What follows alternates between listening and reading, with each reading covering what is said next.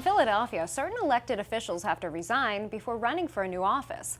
I'm Jill Horner. This is Comcast Newsmakers. With me is Philadelphia City Councilman David O. Thanks for being with us. Thank you very much. Let's talk a little bit about how this works in Philadelphia, because it's different than the rest of the Commonwealth. If certain individuals, city elected officials, want to run for another office, do they have to resign? Yes, under our charter, which was created in 1951, implemented in 1952, city elected officials must resign before running for another office.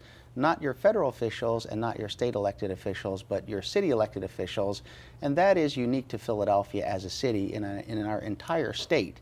Now, the only exception is the county of Allegheny, where the commissioners would have to resign before running for another position, but not the Pittsburgh elected officials. And this has been in place, as you mentioned, since the 1950s. It only impacts 24 individuals directly, 24 elected officials in the city of Philadelphia. But you say this clause has broader implications for the city as a whole. How so?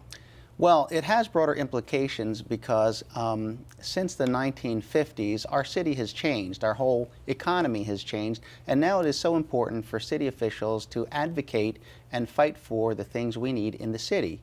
But I would also say that what we need in the city when it comes to our ports, our airport, our school system, also reflects upon the direction of our state. Are we going to be a globally competitive city?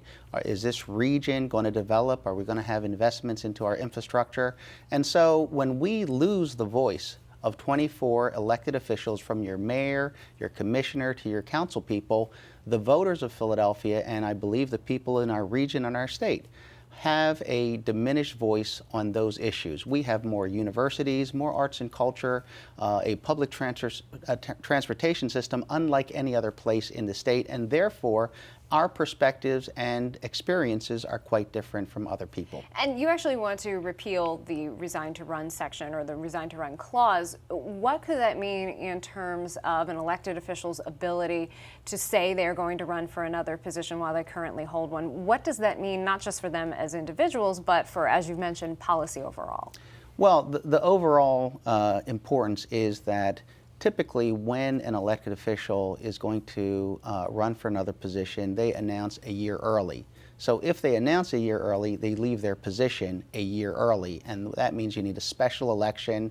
You have to fill that position. But that's a disincentive. Most people who run for a position and get that position are quite satisfied in that position. And so those few that want to take the risk and want to do more, perhaps run for governor, perhaps run for attorney general, they have to consider whether they're going to leave their job a year early, get a job somewhere else, and then try to run as a former elected official against people who are currently mayor or an incumbent in another location. And that's a real disincentive. And so the other issue is that in the world of politics, it is so important to use the full toolbox. And so, well, in Philadelphia, the Philadelphia city elected officials are missing a couple of key tools. And that means sometimes the threat of running or the feigning of running gets a lot of attention and allows for a lot of negotiation. And it is done everywhere else but in our city. And finally, I would say, for those that actually do run, it's always great to see a Philadelphia name on a statewide position, because if the Philadelphia candidate wins, they reflect the experiences and priorities of our city, which I think is good for our state. Just a few seconds left, but where does this stand right now in terms of eliminating the ready to run clause? It has been passed unanimously in our council. It has been supported by a committee of 70 legal women voters, by other good government groups, and it goes to the voters in May.